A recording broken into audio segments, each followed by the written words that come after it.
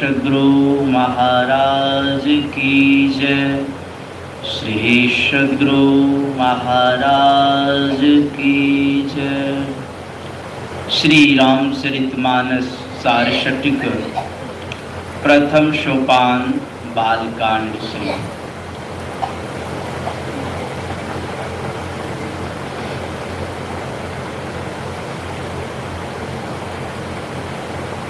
तिन्ह के गृह अवतरी हों जाई, रघुकुल तिलक सुचारी भाई। मैं उन्हीं के घर रघुकुल श्रेष्ठ 4 भाइयों के रूप में अवतार लूंगा।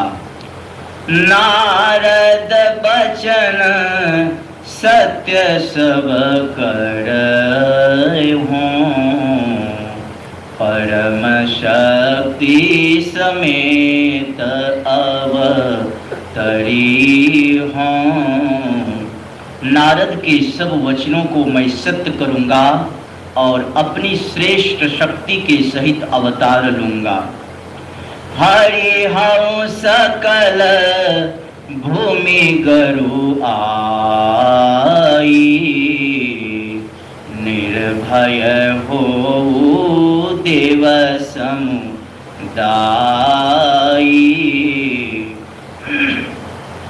मैं पृथ्वी का समस्त अधर्म रूप भार हर लूंगा।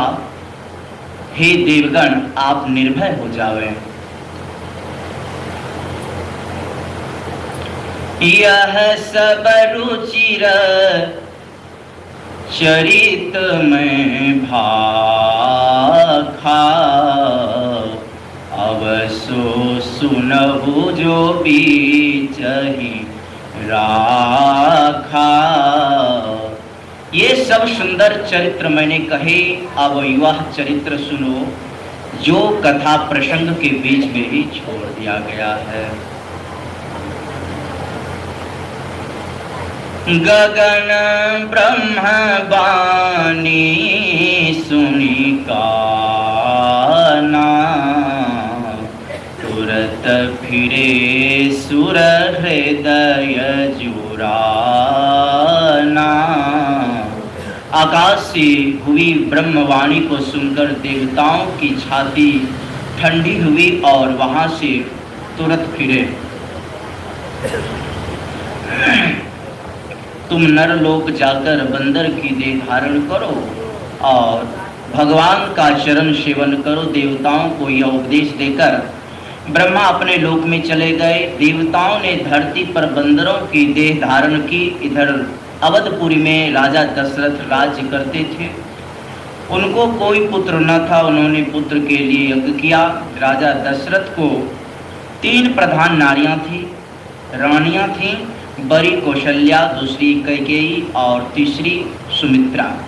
यज्ञ फल से रानियों को गर्भ रहा। पहले बड़ी रानी कौशल्या के गर्भ से भगवान के प्रकट होने का समय हुआ तो ब्रह्मा सब देवताओं को लेकर अवधपुरी के ऊपर आकाश में आए और विमानों पर से बाजा बजाकर भगवान की स्तुति करने लगे।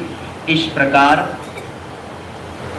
भगवान की सेवा करके सब कोई अपने अपने धाम को चले गए।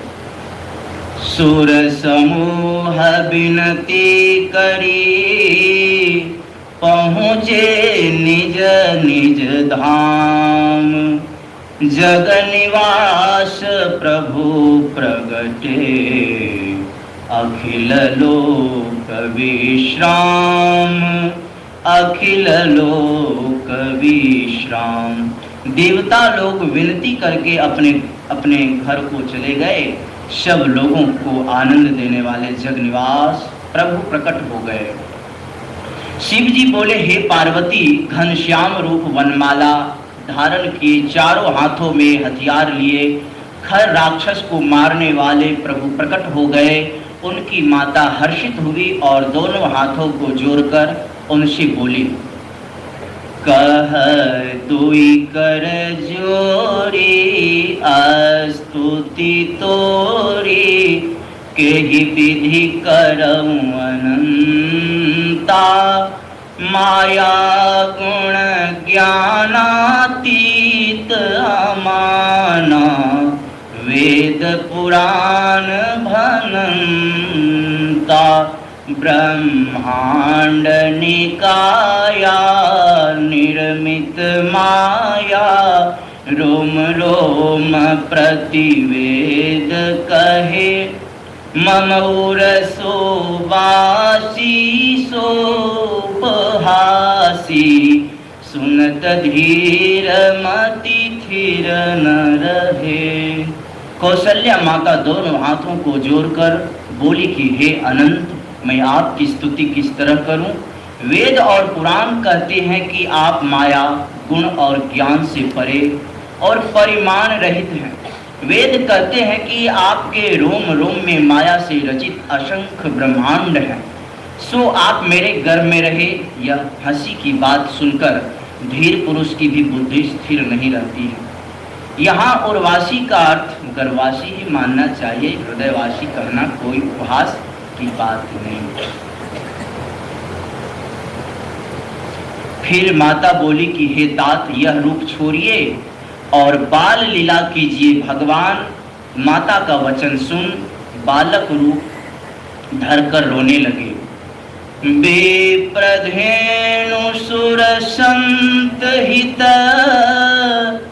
लीन मनुज अवतार निज इच्छा निर्मित तनु माया गुण गोपार माया गुण गोपार।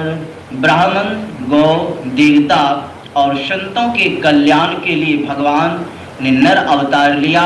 उनका शरीर उनकी इच्छा से रचित है। वे माया और उसके गुणों सत रज तम तथा इंद्रियों के परे हैं। श्री सद्गुरु महाराज की जय।